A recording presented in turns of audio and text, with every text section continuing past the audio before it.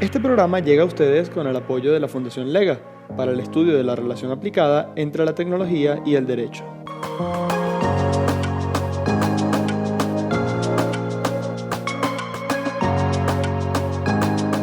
Bienvenidos al segundo episodio de The LegaCast, el primer podcast de actualidad legal y de negocios de Venezuela. Hoy es 29 de octubre de 2020.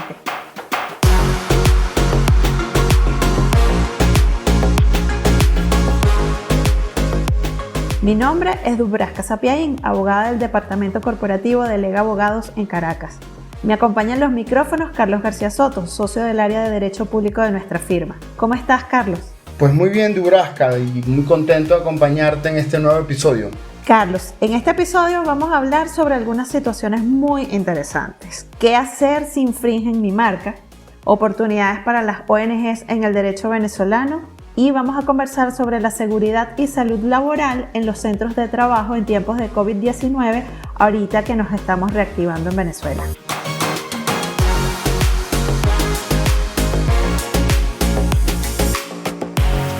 Nos gustaría comenzar el episodio de hoy con un tema que está tomando relevancia para todos los comerciantes y emprendedores, las marcas. Y para ello tenemos un invitado experto en propiedad intelectual y litigios.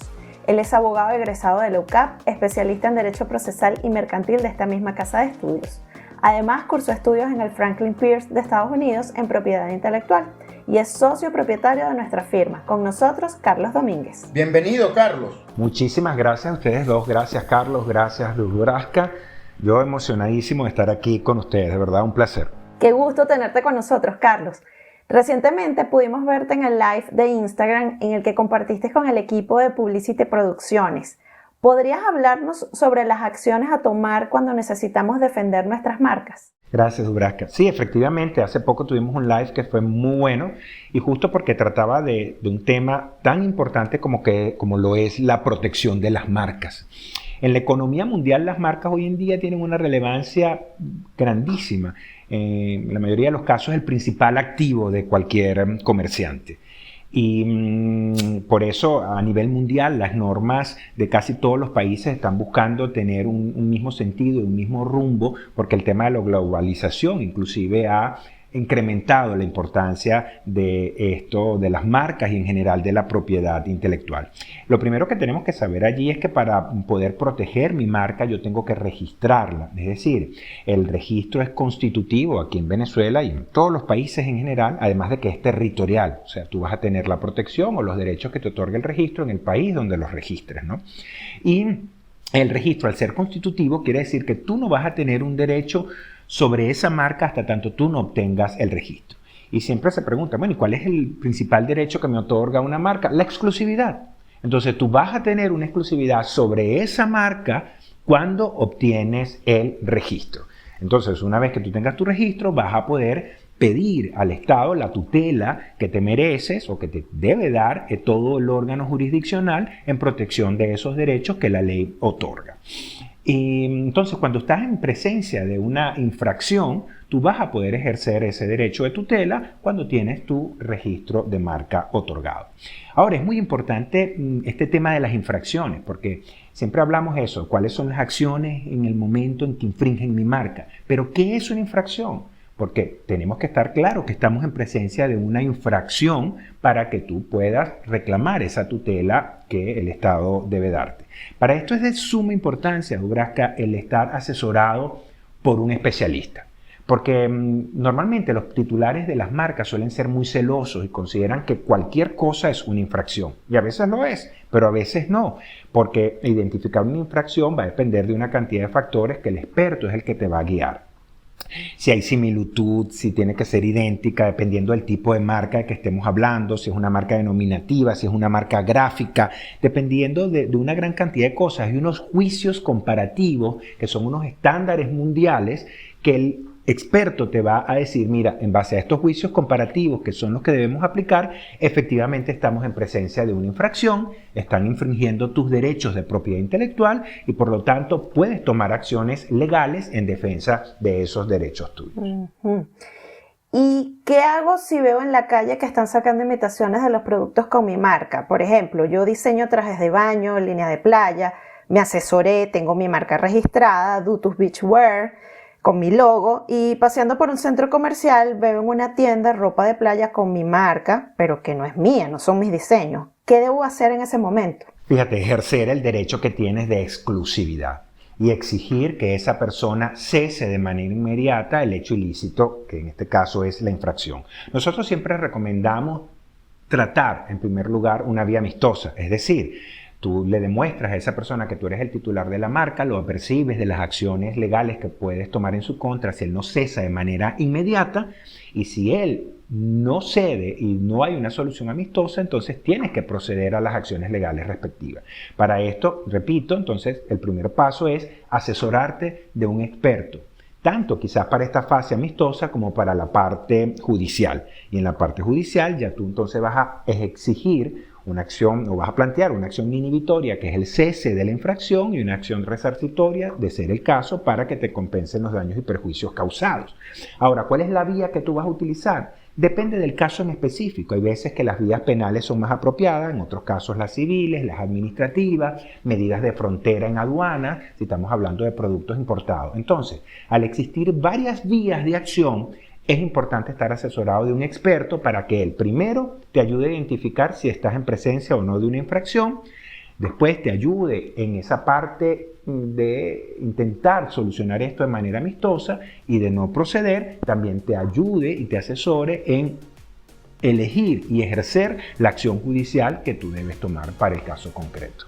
Pues muchas gracias, Carlos, por la exposición que has hecho acerca de los distintos medios con los que puede contar a alguien interesado en buscar algún tipo de protección para su marca. Muchas gracias de nuevo.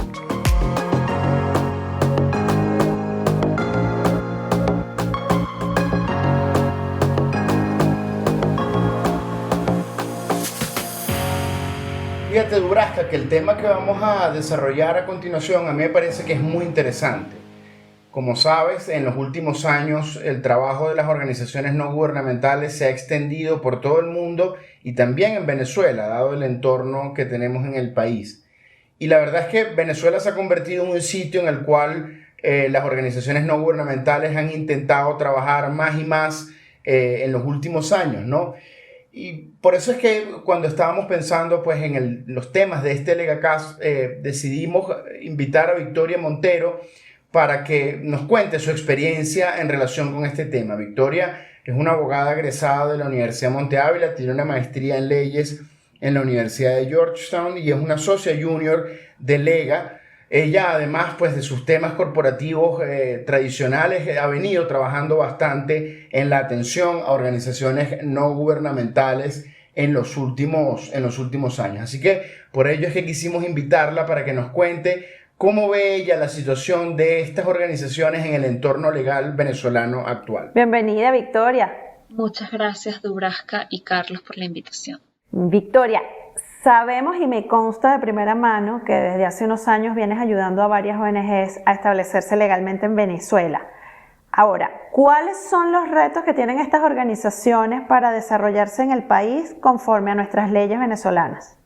Hay dos retos fundamentales que yo destacaría para este tipo de organizaciones.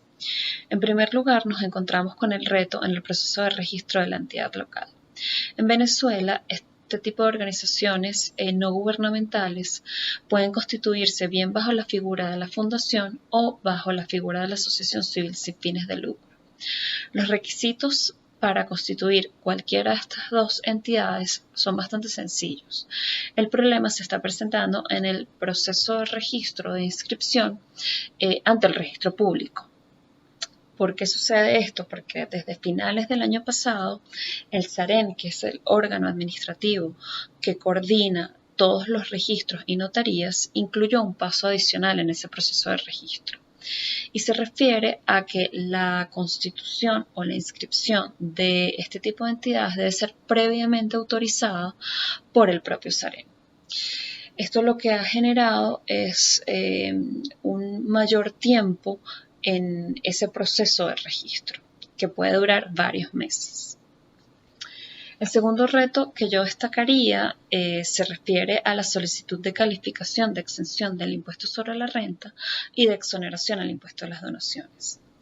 Actualmente en Venezuela, las organizaciones sin fines de lucro no están exentas de forma automática, sino que deben solicitar esa calificación ante la administración tributaria.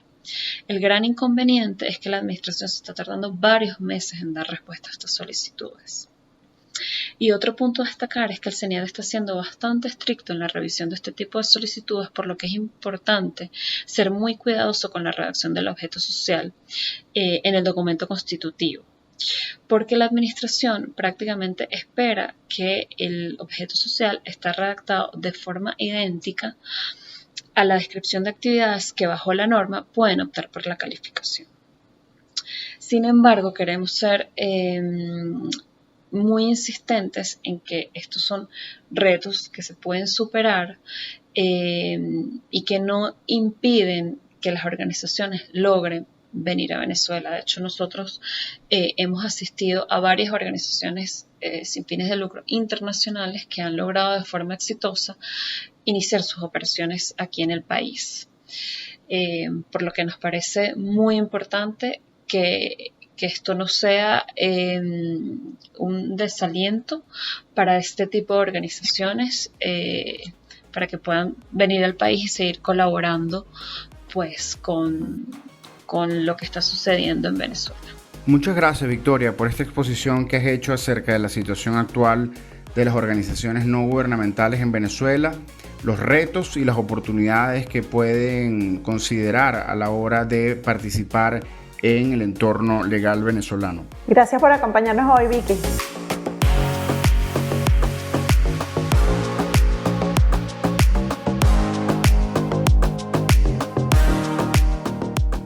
Para concluir el episodio de hoy, tenemos como invitada a Natalia de Paz. Natalia es abogada egresada de la Universidad Católica Andrés Bello, es especialista en Derecho Laboral y Seguridad Social por la Universidad de Salamanca en España y es socia junior en Lega. Bienvenida, Natalia. Bienvenida a estos espacios, Natalia. Muchísimas gracias. Natalia, entendemos que las empresas están por el reinicio a las actividades, como es natural, y su preocupación principal es, de alguna manera, crear un entorno saludable para el regreso a las actividades ya en las sedes de las empresas. ¿Qué orientaciones desde el punto de vista laboral puedes dar a estas empresas que están en este proceso de reinserción de nuevo en las actividades? Bueno, lo primero que tengo que decir es que es sumamente importante tener presente la bioseguridad, o lo que es lo mismo, tomar medidas sanitarias dentro de los centros de trabajo para poder retomar o incrementar las actividades que ya se vienen realizando de manera más precaria o más reducida. A ver, la bioseguridad es muy importante porque ante una enfermedad nueva que es altamente contagiosa y que adicionalmente no sabemos cuándo va a estar disponible la vacuna, eso hace que tomar medidas sanitarias adecuadas en los centros de trabajo reduzca los riesgos de las empresas de sanciones y de responsabilidades posteriores. Por eso es muy importante tomar medidas sanitarias. En general, las medidas son usar tapabocas, el distanciamiento social y sobre todo hacer limpiezas y el lavado de las manos. Esas son las medidas generales. Natalia, y aparte de las recomendaciones que acabas de brindarnos, que son generales, ¿existen algunas normas o lineamientos sanitarios en específico aplicables en estos momentos? Bueno, fundamentalmente en Venezuela tenemos las normas generales en materia de seguridad y salud que siguen aplicando, pero en específico en lo que refiere a la COVID, tenemos el decreto de alarma, la resolución 090 del Ministerio del Poder Popular para la Salud, la resolución 024 del Ministerio del Poder Popular para el Transporte, que tiene que ver con el uso de transporte público, y esas medidas tienen una serie de especificidades que variarán según el ambiente de trabajo. Y esto me parece muy importante resaltarlo porque es porque para las empresas, si bien estas medidas generales que nombraba antes son muy importantes, esas medidas van a variar de conformidad con cada uno de los ambientes de trabajo. Entonces tenemos que tener en cuenta que no es lo mismo un consultorio médico que una empresa que hace delivery o una fábrica. Entonces, para cada una de esas especificidades tenemos que tener en cuenta las medidas que la normativa contiene. Para ello, en Lega hemos desarrollado un producto que se llama el Kit Legal de Bioseguridad Laboral, que permite a las empresas auditarse y determinar cuáles son las medidas que deben tomar y asimismo tomar en cuenta los documentos que requieren para implementar, para dejar constancia de la implementación de esas medidas y así reducir los riesgos de contagio de sus trabajadores, pero sobre todo de potenciales responsabilidades futuras por la salud de los trabajadores y sobre todo someterse a sanciones. La sanción más grave puede llegar a ser el cierre de la empresa, entonces por eso es muy importante tomar esas medidas. Muy agradecidos con Natalia de Paz por la exposición y los comentarios que ha hecho acerca de la bioseguridad. Sin duda un tema importante en el contexto de la crisis sanitaria que estamos viviendo y específicamente pues en el sector privado de la economía nacional. Gracias a ustedes. Hemos llegado al final de este episodio, pero no podemos despedirnos sin que antes Dubraska nos cuente cuáles son los próximos eventos en Lega para esta semana. Coméntanos, Dubraska. Gracias, Carlos. Fíjate, la última semana de noviembre tendremos el evento de Venezuelan American Chamber de E-Commerce 2020, donde un grupo de nuestros socios estarán presentes como ponentes del evento. Esperamos que nos acompañen en esta interesante jornada. Para mayor información y para recibir nuestros productos editoriales, no dejen de visitar nuestra página web lega.lo. También nos pueden encontrar en LinkedIn, Twitter e Instagram.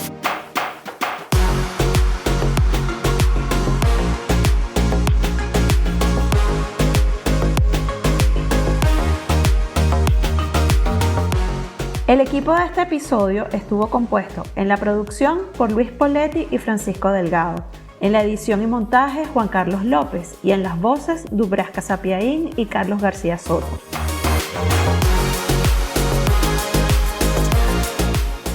LegaCast, el primer podcast de actualidad legal y de negocios de Venezuela. Este programa llegó a ustedes con el apoyo de la Fundación Lega para el estudio de la relación aplicada entre la tecnología y el derecho.